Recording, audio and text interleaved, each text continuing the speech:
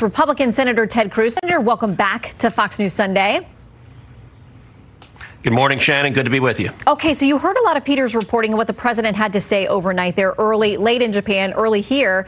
One of these ideas that he says MAGA Republicans will let the economy suffer serious damage because then he'll just take the blame and not get reelected. That's a pretty serious allegation to make against Republicans.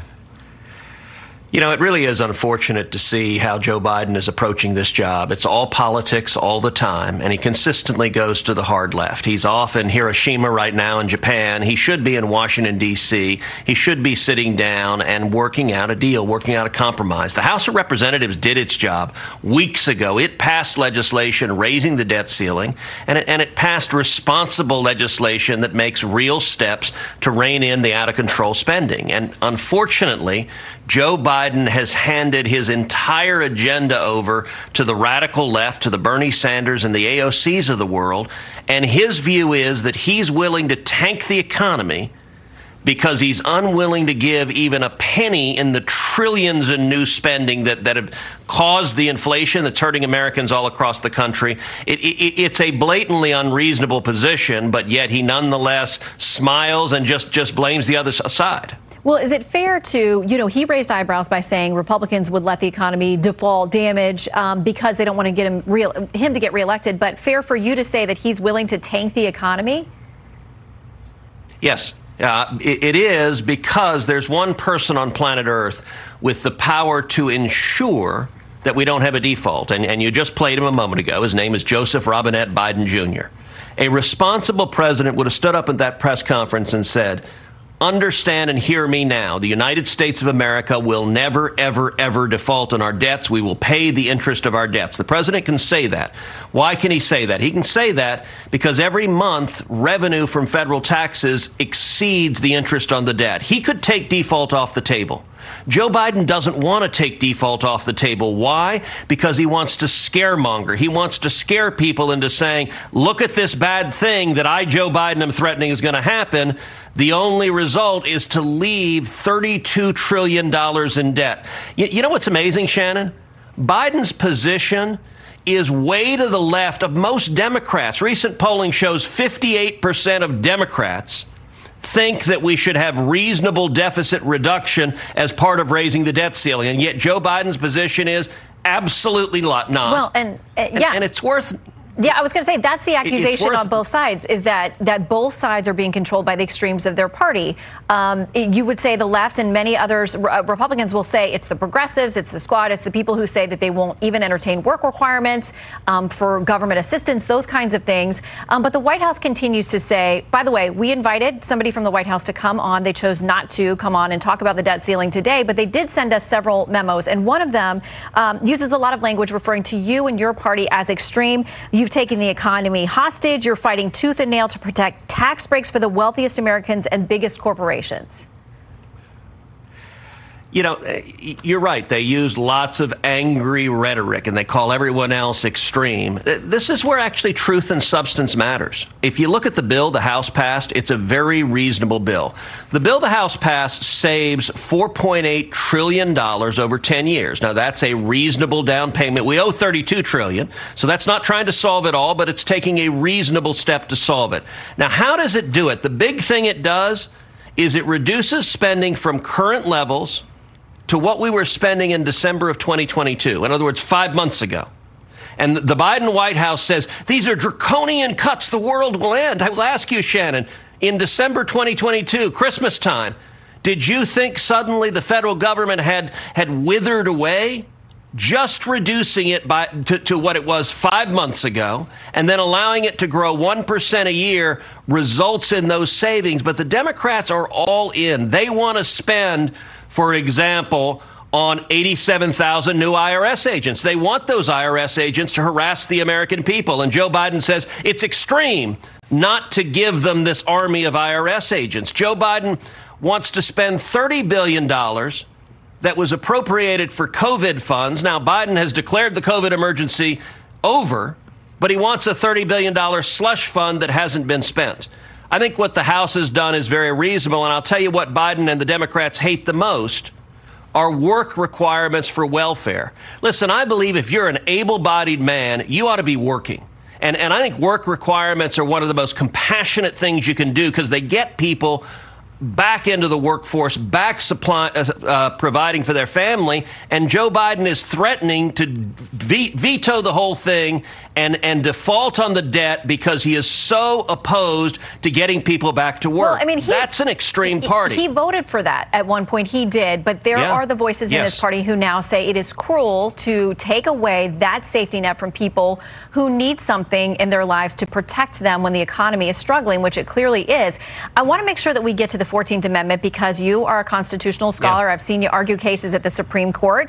You know this in and out. Today you heard what Peter Doocy just played, the president, that soundbite where he said, I think we have the authority to use it. Essentially, the president is looking at something that would allow him to go around Congress. He's not the only one. Not surprisingly, somebody you disagree with quite a bit from time to time, your former Harvard law professor, Lawrence Tribe, talking to the Harvard Gazette, said this: once Congress has authorized the executive branch to spend money, directed where and how it is to be spent, and appropriated the money, there's no question, given Section 4 of the 14th Amendment, which says public debt has to be paid, that the federal government must somehow pay in full those to whom its promises have been made pursuant to the law.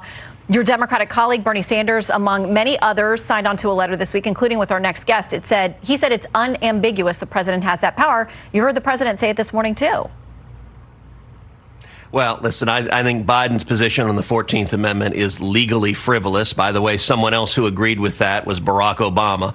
The left tried to convince Obama to do this, and Obama said, no, you can't do this under the Constitution, under the terms of the Constitution.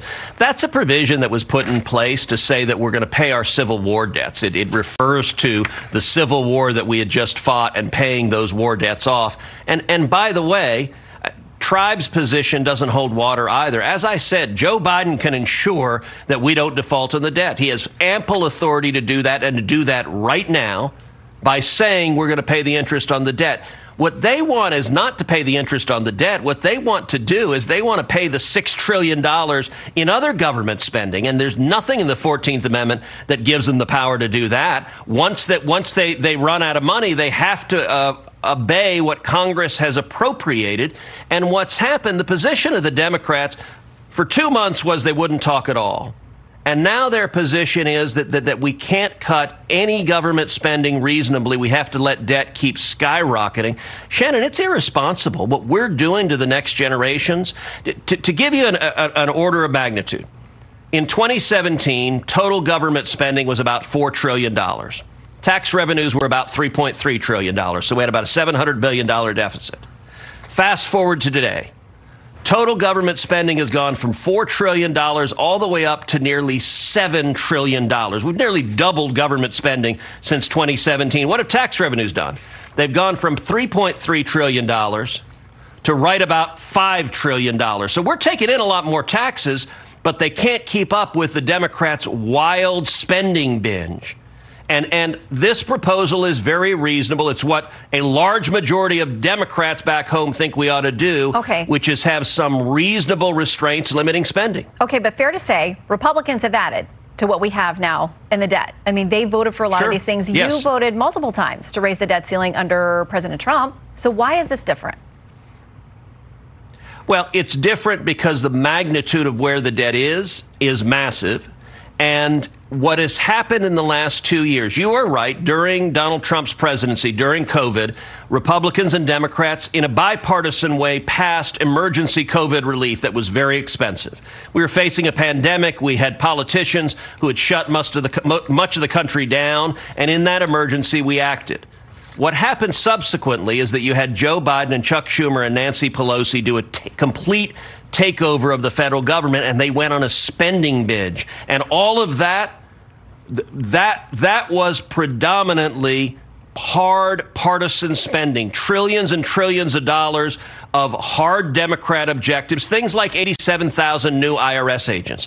I've yet to find someone in Texas who wants 87,000 new IRS agents. They understand those agents are being brought in to harass and target the political enemies of the administration. That's not an economic objective.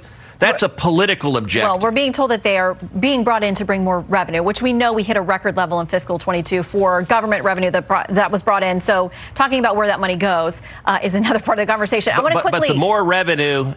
Sure. The more revenue is going to be from the people they target, which sadly under this administration has proven to be their political enemies. Okay. And it does tend to be lower income people. It's not always the billionaires out there who are getting those audits. Quickly before you go, I want to ask you about, you've written to Anheuser-Busch to ask them to investigate a deal that Bud Light had with influencer Dylan Mulvaney and whether that amounted to wrongfully targeting alcohol advertising at young people.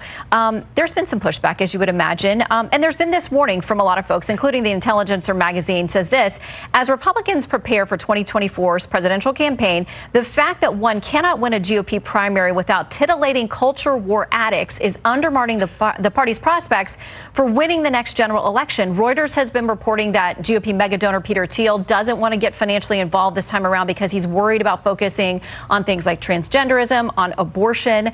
What do you make about these warnings that you're going to alienate big donors and potentially voters by focusing on these issues? Listen, I think, number one, the Democrat Party on issues of culture has gone really extreme. This is a party that embraces medical transitions, sex changes for children, 8, 9, 10-year-old children, medical surgeries, sterilizing kids, removing perfectly healthy body parts. I got to say, I think that is extreme. I think that's child abuse. No 8-year-old has the maturity to make a decision to give up the ability to have children for the rest of his or her life. And any adult that is doing that to an 8-year-old is abusing that child. And I think the Democrats, I don't know why on these issues they've gotten so extreme. If you look at Bud Light, I can't think of a time when a company's gone more out of its way to alienate and irritate its customers. It's almost like they've never met an actual Bud Light drinker. And the letter I sent, Marsha Blackburn and I together sent the letter, concerned a different aspect of this, which is the beer companies operate under rules that prohibit their marketing to minors. Remember Joe Camel and all of that investigation, that they're not allowed to market to minors. And Dylan Mulvaney, this social influencer, is an influencer who targets overwhelmingly young girls, teenage girls, prepubescent girls. If you look at Dylan Mulvaney's TikTok and Instagram, you have things like Dylan Mulvaney saying, "I am a 6-year-old girl." Dylan Mulvaney going and shopping for Barbies.